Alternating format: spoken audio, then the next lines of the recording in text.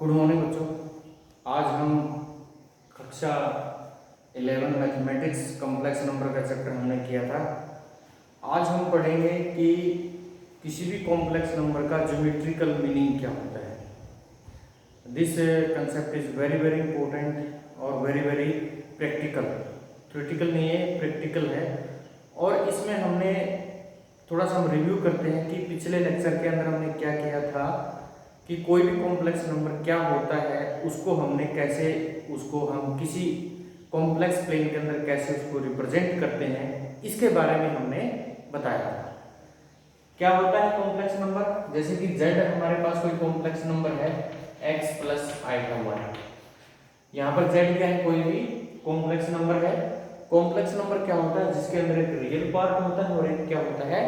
Imaginary part होता है। इन दोनों को मिलाकर एक रियल और एक अनरियल पार्ट, दोनों को कॉम्बिनेशन करने पर, दोनों को मिलाने पर हमारे पास क्या बनता है? कॉम्प्लेक्स नंबर बनता है। हमने बताया था, जैसे कि हमने अभी बता देते हैं आपको कि जैसे कि हमारे पास ये एक्स एक्सिस है, ये आपके पास रियल एक्सिस है और ये आपके पास अनरियल यानी इमेजिनरी एक्सिस है। ये आपके पास ये इमेजिनरी एक्सिस है। इमेजिनरी एक्सिस है, इसका मतलब यहाँ पर क्या है? कोई x है। मान लीजिए ये वैल्यू कितनी है? x है। कितनी ये वैल्यू? x। मतलब ये ओरिजिन है, यहाँ से यहाँ की डिस्टेंस कितनी है? x। ठीक है बच्चे। और ये कितना है? Iota y। Iota y imaginary, imaginary का मतलब आइटा, आइटा तो है ही, ठीक है, आई तो है ही, तो y यहाँ पर ये वैल्यू कितनी मान लेता हूँ? y। ये कितनी वैल्यू मान लेता हूँ? y। तो यहाँ से यहाँ तक की डिस्टेंस कितनी होगी? y। इन दोनों पॉइंटों को जब हम आगे मिलाते हैं, यहाँ से इसको आगे बढ़ाएंगे, इसको आगे बढ़ाएंगे, ये एक दूसरे को जिस पॉइंट पर काटते हैं उसको हम क्या बोलते हैं? x plus iota y। क्या बोलते हैं इसको? x plus iota y। This is a complex number. ये पॉइंट हमारे पास z होगा, इस z को हम क्या बोलते हैं? x plus iota y। ठीक है बच्चे। जैसे कि आपको 3 प्लस 4 आइटा है, जैसे कि 3 माइनस के 4 आइटा है आपके पास, 3 माइनस के 4 आइटा, इसको रिप्रेजेंट करना है। तो ये आपके पास क्या है? 3 प्लस का इस साइड में, ठीक है, और 4 माइनस का इस साइड में। तो इसको आगे बढ़ाएंगे, इसको आगे बढ़ाएंगे तो ये पॉइंट क्या होगा आपके पास? 3 माइनस के 4 आयोटा होगा। क्या होगा इसको? इस कॉम्प्लेक्स नंबर को हम क्या बोलेंगे? z नाम का कोई कॉम्प्लेक्स नंबर है और इसकी वैल्यू कितनी है? ये पॉइंट की पोजीशन क्या है? 3 माइनस 4 आइटा। यानी रियल पार्ट कितना इसके अंदर? 3 है और इमेजिनरी पार्ट कितना आपके पास? माइनस के 4। ठीक है बच्चे। तो इस तरीके से हम बात करेंगे। यानी ये डिस्टेंस कितनी है? यहाँ से यहाँ तक की डिस्टेंस कितनी है? यहाँ से यहाँ तक की डिस्टेंस कितनी है? आपके पास x है। और यहाँ से यहाँ तक की डिस्टेंस कितनी है? y है। तो ये डिस्टेंस यदि x है, ये डिस्टेंस y है, तो ये डिस्टेंस y है, तो ये भी डिस्टेंस क्या होगी? y होगी, क्योंकि ये एक दूसरे के पैरेलल है और ये दोनों क्या है? परपेंडिकुलर इस तरह से। ठीक है। तो ये y आपके पास हो गया है, ये y है। और जब मैं इसको यहाँ से मिलाता हूँ, इसको मैंने क्या किया? ओरिजिन के साथ मिलाया, तो मेरे पास क्या है? ये O है, ये A है, ये B है और ये पॉइंट कितना मान लिया? P। तो OP जो पॉइंट है, OP जो डिस्टेंस है, OP क्या है? क्या डिस्टेंस है। अब देखिए ये एंगल कितना है मेरे पास? 90 डिग्री का। ये आपके पास क्या है? बेस। ये क्या आपके पास? आधार। ये क्या है? लंब। ये क्या है? Curve, hypotenuse. हाइपोटेन्यूज निकालेंगे तो OP की वैल्यू कितनी आएगी?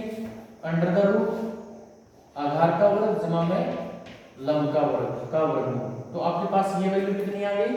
अंडर द रूट, ये वैल्यू कितनी आ गई? Under the root x² plus y²। और इसे हम देखिए, जब आपके पास कोई भी कॉम्प्लेक्स नंबर हो, जैसे कि आपके पास z नाम का कोई कॉम्प्लेक्स नंबर है और ये कितना है? x प्लस आइटा y है।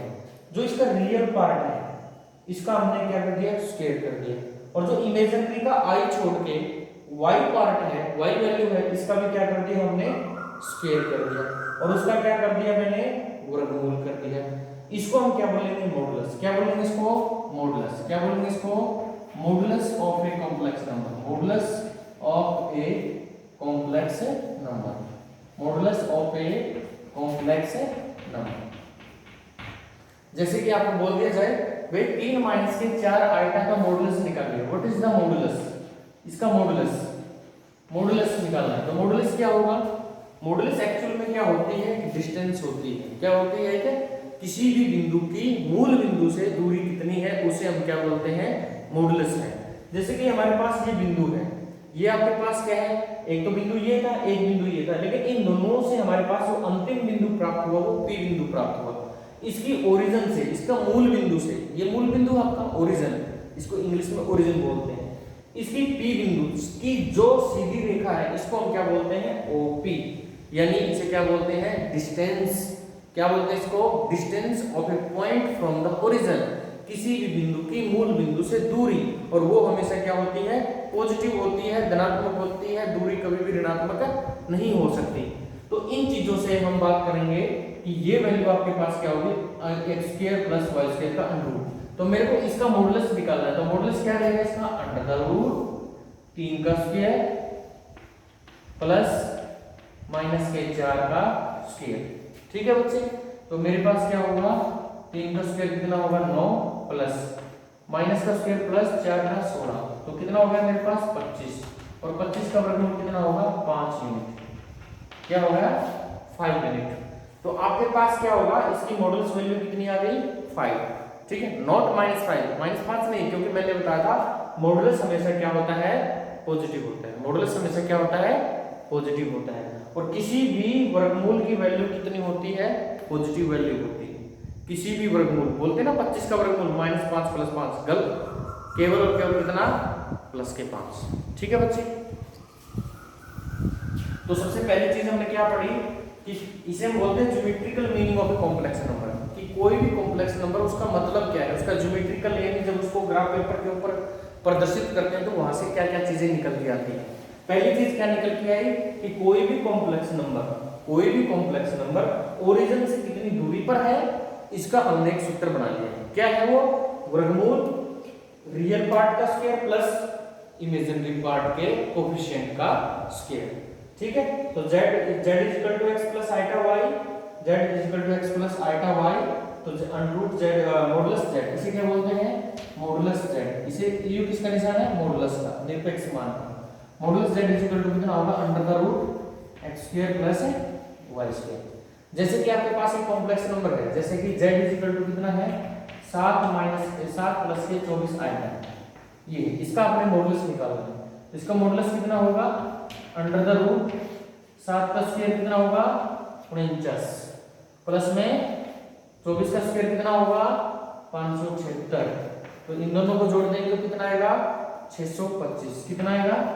625। और 625 का वर्गमूल कितना होगा? 25। तो ये क्या आ गया? फिर 25 यूनिट क्या आ जाएगा? इसका मॉडुलस वैल्यू आ जाएगी। तो इस तरह से आप मॉडुलस वैल्यू निकाल सकते हैं। जैसे कि आपको बोल दिया जाए कि आपने modulus, what is the modulus of this complex number, जैसे 1 + √3 आया है, इसका क्या निकालना? आपने मॉडुलस निकालना है। इसके आगे ये निशान लगा दिया ना, तो इसे हम क्या बोले? मॉडुलस। क्या होगा? √, पहले का स्क्वायर, 1 का स्क्वायर प्लस √3 का स्क्वायर, √3 का स्क्वायर कट जाएगा ये। तो आपके पास कितना होगा? 1 का स्क्वायर 1 + 3, तो कितना हो गया? √4 की वैल्यू कितनी होगी? 2 यूनिट। ठीक है? तो 2 इकाई क्या होगा? इसका मॉडुलस वैल्यू होगी। ठीक है बच्चे? तो ये था हमारे पास कंसेप्ट इसका मॉडुलस का। अब दूसरा कंसेप्ट करते हैं हम, आर्गुमेंट। क्या? Argument.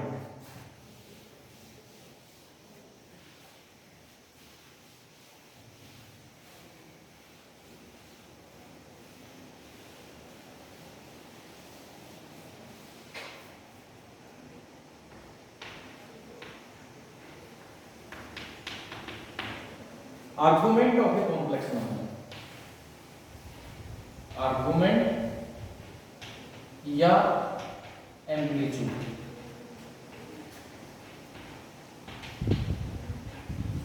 Of a complex number.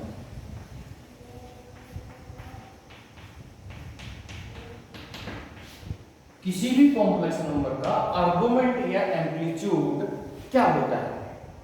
किसी भी कॉम्प्लेक्स नंबर का आर्गुमेंट या एम्पलीट्यूड होता क्या है, पहले तो ये देखिए। जैसे कि हमारे पास क्या है, ये कोई कॉम्प्लेक्स नंबर, ये कोई कॉम्प्लेक्स नंबर है, ये ओरिजिन है, इसको मिलाएंगे, ये क्या हो गया मॉडुलस, क्या हो गया मॉडुलस। भाई जो कोई भी कॉम्प्लेक्स नंबर है ये कॉम्प्लेक्स नंबर है, ठीक है। और ये आपके पास क्या है, रियल एक्सिस है। रियल एक्सिस की कौन सी डायरेक्शन, पॉजिटिव। ये कौन सी डायरेक्शन है, नेगेटिव। ये इमेजिनरी की कौन सी, पॉजिटिव डायरेक्शन, ये कौन सी, नेगेटिव। कि कोई भी कॉम्प्लेक्स नंबर रियल एक्सिस की पॉजिटिव डायरेक्शन के साथ कितना कोण बनाती है, ये कोण बनाती है, ये क्या बनाती है, कोण, ठीक है। ये क्या बनाती है, कोण। इस कोण का नाम ले लिया मैंने थीटा, क्या ले लिया, थीटा। इस थीटा को मैं क्या बोल लूंगा, आर्गुमेंट बोल दूंगा। आर्गुमेंट की डेफिनेशन क्या है कि कोई भी कॉम्प्लेक्स नंबर रियल एक्सिस की पॉजिटिव डायरेक्शन के साथ जितना एंगल बनाती है वो क्या कहलाता है, उस कॉम्प्लेक्स नंबर का आर्गुमेंट होता है, ठीक है बच्चे। Argument is the angle between real positive axis and the complex number, ठीक है। या an angle inclined on complex number, कि कोई भी on real axis A complex number, कि कोई भी कॉम्प्लेक्स नंबर रियल एक्सिस के ऊपर किस कोण के ऊपर इंक्लाइन है, ठीक है, उसको हम क्या बोलेंगे, आर्गुमेंट या एम्पलीट्यूड बोलेंगे। अब देखिए इसको मैं बोलता हूं आर, इसको मैं क्या बोल देता हूं, आर, क्या बोल देता हूं इसको, आर। मॉडुलस को क्या बोलूंगा मैं, दूसरा नाम मैंने क्या सोच लिया, आर। यानी आर की वैल्यू क्या होगी, आर की वैल्यू कितनी होगी, x square plus y square, ठीक है। अब देखिए मेरे पास क्या है, ये एक मेरे पास समकोण त्रिभुज है, राइट एंगल ट्रायंगल है, right angle triangle, right angle का मतलब मेल कोण 90 डिग्री का हो, उसे हम राइट एंगल ट्रायंगल हिंदी में समकोण त्रिभुज, ठीक है। अब बात क्या हुई, ये 90 डिग्री का है, 90 डिग्री के सामने क्या होगा, हमेशा कर्ण होगा, हाइपोटेन्यूज, क्या होगा, हाइपोटेन्यूज, ये हाइपोटेन्यूज हो गया। थीटा के सामने क्या होगा, हमेशा लंब होगा, क्या होगा, लंब यानी परपेंडिकुलर। और तीसरी हमारे पास क्या बच गया, आधार बेस, ठीक है। अब मैंने क्या किया, x की वैल्यू निकाल ली r में। भाई मैंने क्या किया, इस त्रिभुज में OAP में क्या किया, x बटे r कर दिया, x बटे में r। x क्या है, आधार है, x क्या है, आधार है, r क्या है, कर्ण है। आधार बटे कर्ण क्या होता है, ट्रिग्नोमेट्री के अंदर जाइए, cos थीटा, क्या होता है, cos थीटा, क्या होता है, cos थीटा। तो x की वैल्यू क्या होगी, r cos थीटा, x की वैल्यू क्या होगी, r cos थीटा। दूसरी बात y बटे r कर देता हूं मैं, क्या कर दिया मैंने, y बटे r। y क्या इसमें, कर्ण, लंब, क्या है, लंब। और r क्या इसमें बच्चे, r, कर्ण। लंब बटे कर्ण क्या होगा, sin थीटा। लंब बटे कर्ण क्या होता है, sin थीटा। तो y की वैल्यू कितनी आ गई, यहां से इसको यहां लेके जाएंगे, r sin थीटा, ठीक है। आई बात समझ में। तो मेरे को एक चीज समझ में आएगी कि भाई मैं x की जगह पे क्या लिख सकता हूं, r cos थीटा लिख सकता हूं, और y की जगह क्या लिख सकता हूं, r sin थीटा।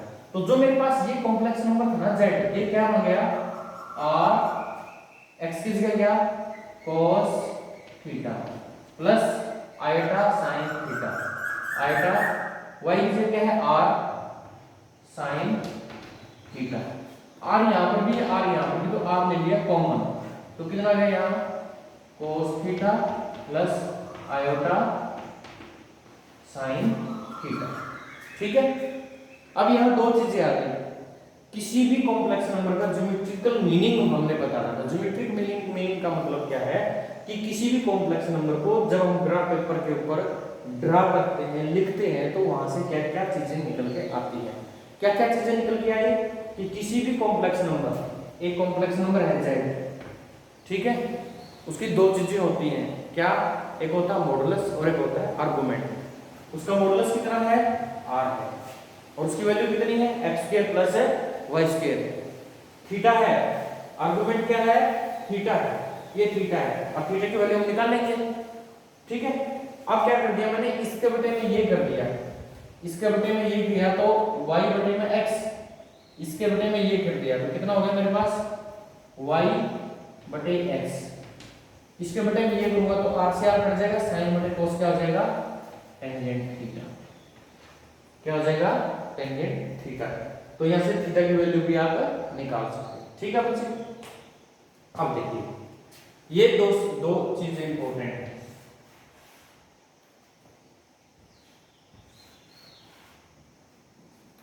ठीक है, ये कोई ज्यादा इंपॉर्टेंट नहीं लेकिन फिर भी लिख देते हैं। ठीक है, आर्गुमेंट क्या होता है, आर्गुमेंट क्या होता है, ये एंगल। अब हम यहाँ 2-3 एग्जांपल आपको बताएंगे।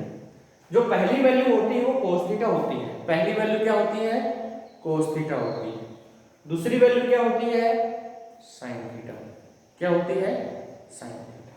ठीक है, तो सबसे पहले तो हम बात करेंगे यहाँ पर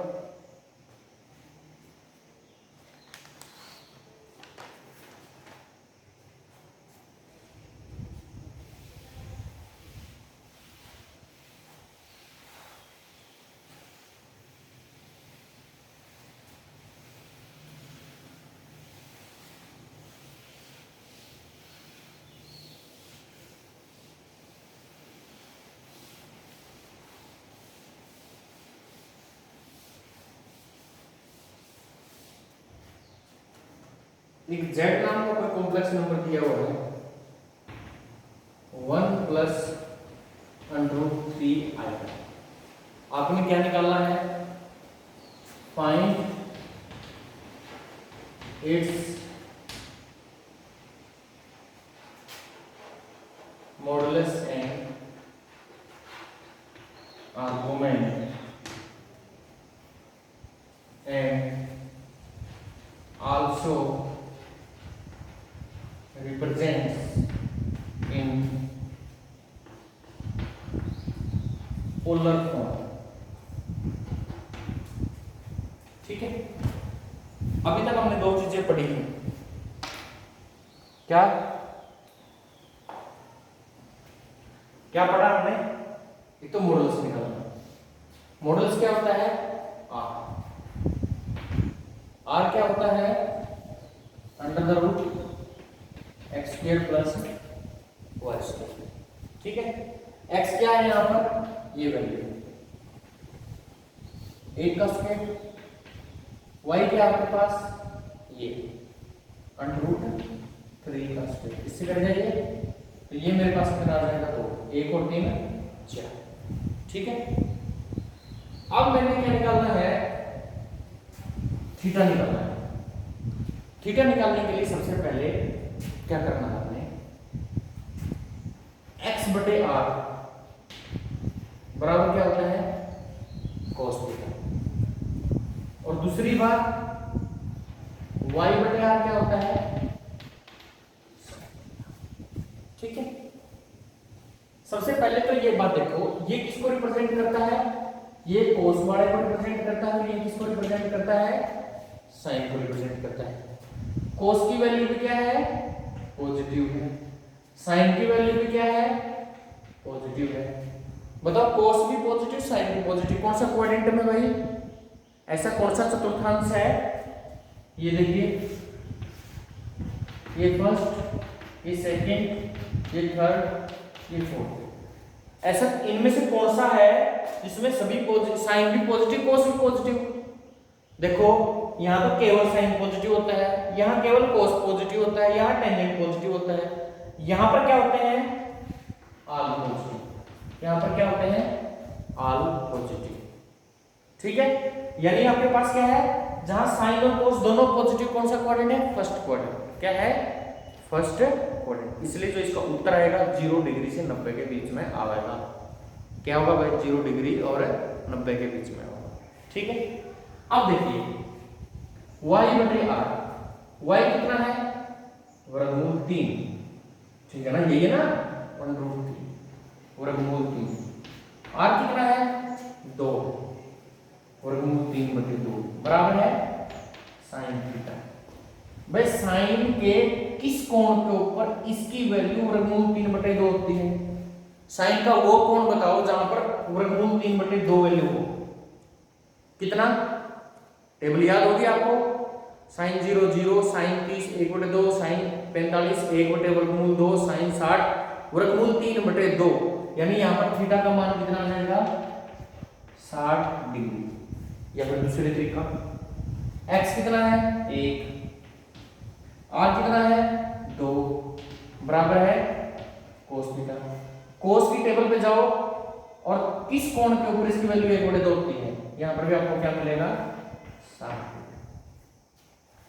ठीक है बच्चे, यहां पर दो चीजें समझ में आई आपको, एक मॉडुलस और एक आर्गुमेंट। यदि आपसे क्वेश्चन पूछे what is the modulus of this complex number 2, what is the argument of this complex number 60 degree, क्या है? 60 डिग्री।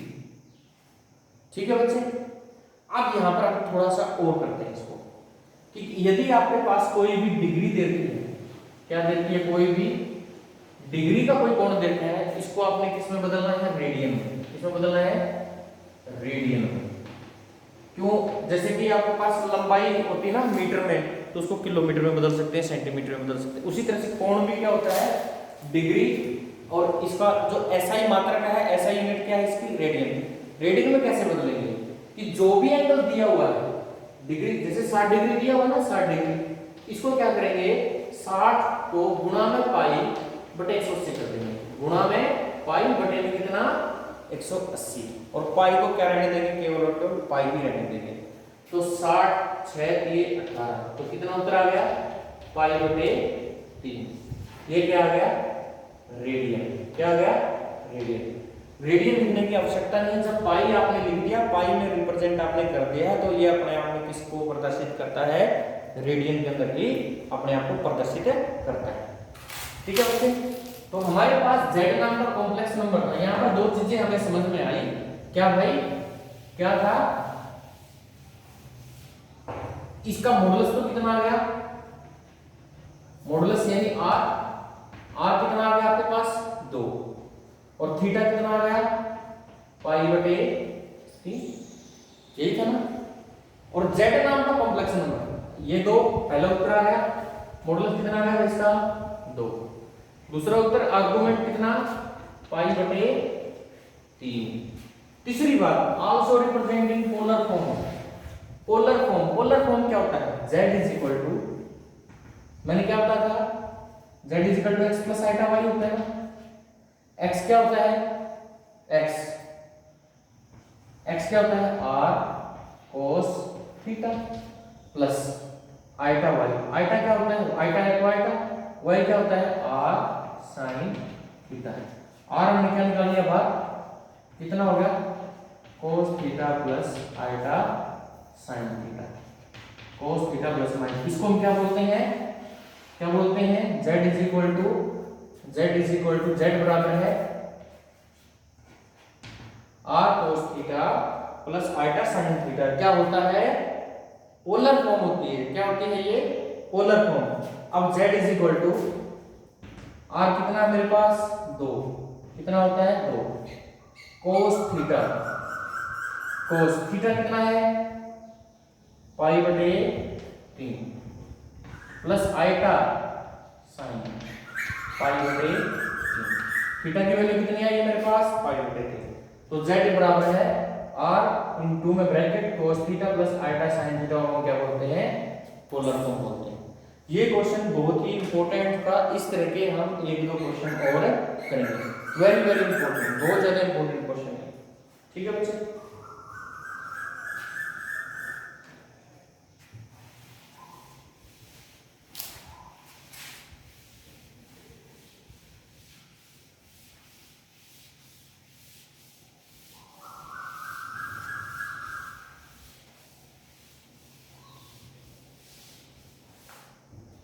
बिल्कुल स्टेप टू स्टेप क्वेश्चन करेंगे। क्वेश्चन क्या है कि z नाम का अगर कॉम्प्लेक्स नंबर दे रखा है 1 माइनस आइटा, आपने क्या क्या बताना है इसका? एक बताना है इसका मॉडुलस, दूसरा क्या बताना है इसका? आर्गुमेंट, और तीसरा क्या बताना है इसको?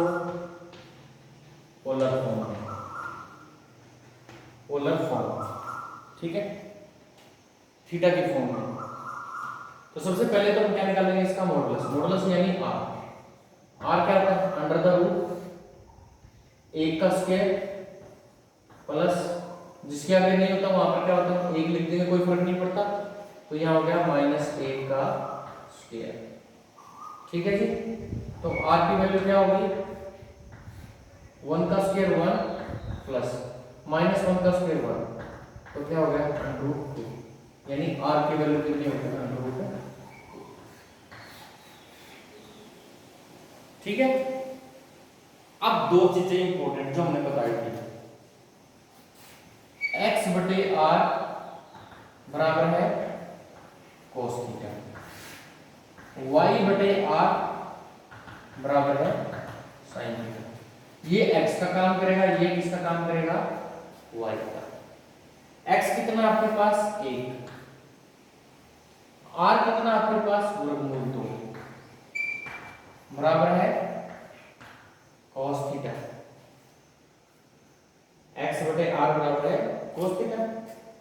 दूसरा क्या, y बटे r, y बटे r, y कितना है -1 और r कितना वर्गमूल 2 बराबर है sin थीटा।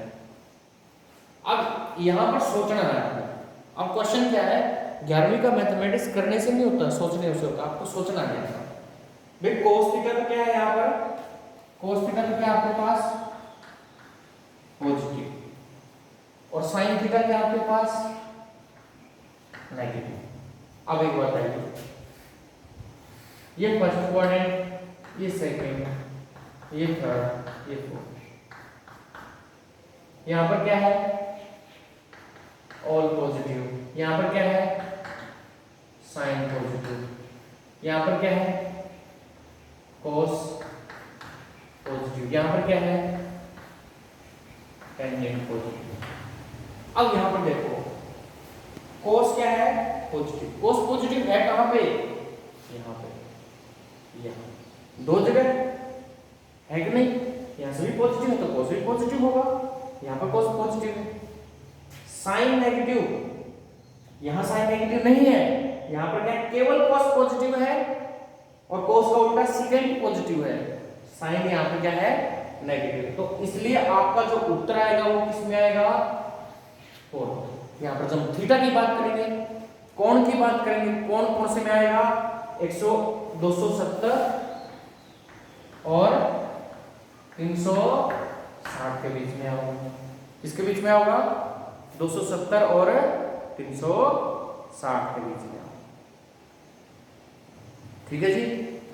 अब देखो भाई cos की वैल्यू 1/√2, 1/√2 का मतलब देखो कि भाई मान लीजिए मैं बात करूं साइन की वैल्यू निकालूं, साइन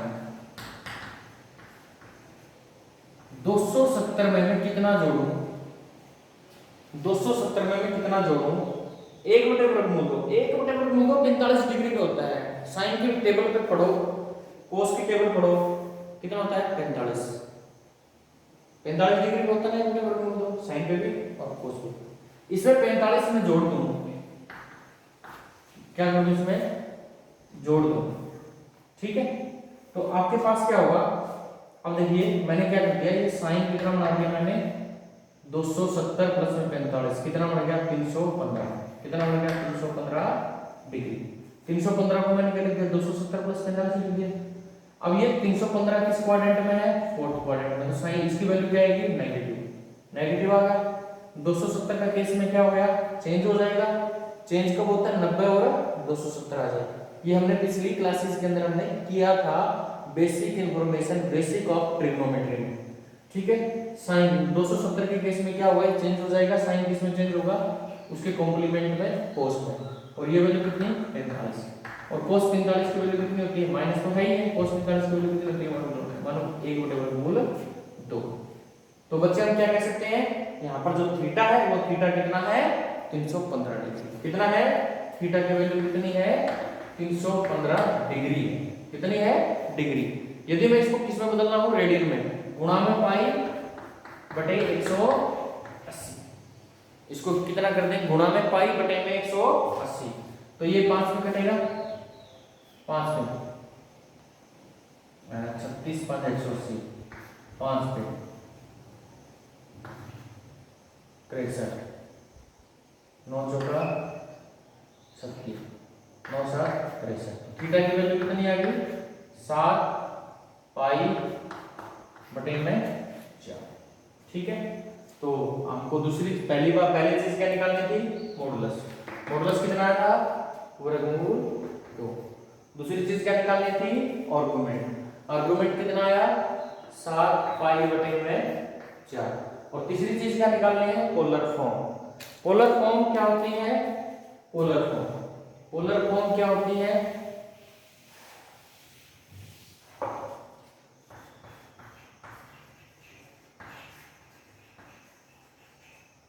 Z बराबर है R bracket cos theta plus eta sine theta. R कितना है? √2। cos थीटा कितना है?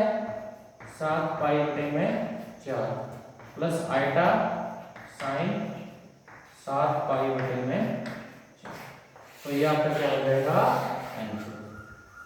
ठीक है बच्चे, तो इस तरीके से दो चीज इसलिए हमने बीच में वीडियो डाली थी, बेसिक ऑफ ट्रिग्नोमेट्री का बेसिक, कैसे हमने कौन सा एंगल किस क्वाड्रेंट के अंदर लाई करता है, कौन पॉजिटिव होता है, कौन नेगेटिव होता है। इसलिए हमने एक लेक्चर उसके लिए स्पेशल आपको दिया था, क्योंकि हमें पता था कि उसके बिना हम ये काम नहीं कर सकते। ठीक है, आज हमने 3 चीजें सीखी तो हमें 4 चीजें हैं। पहली चीज, किसी भी कॉम्प्लेक्स नंबर का आर्गुमेंट कैसे निकालते हैं आपको आता है। दूसरा, मॉडुलस निकालना। पहले मॉडुलस निकालना, दूसरा आर्गुमेंट निकालना। और आर्गुमेंट में ही जैसे हमने एंगल तो आ गया था 315 डिग्री, लेकिन उसको हमने रेडियन में बदलना है। किसमें बदलना है? रेडियन में। गुणा में पाई बटे में 180। जैसे कि मान लीजिए जो भी वैल्यू आए, थीटा जितना भी आए, उसको गुणा में पाई कर दो, बटे में 180 कर दो, काट पीट दो, पाई को पाई रहने देना। थीटा बराबर 7 पाई बटे 4, जैसे यहाँ पर आ गया।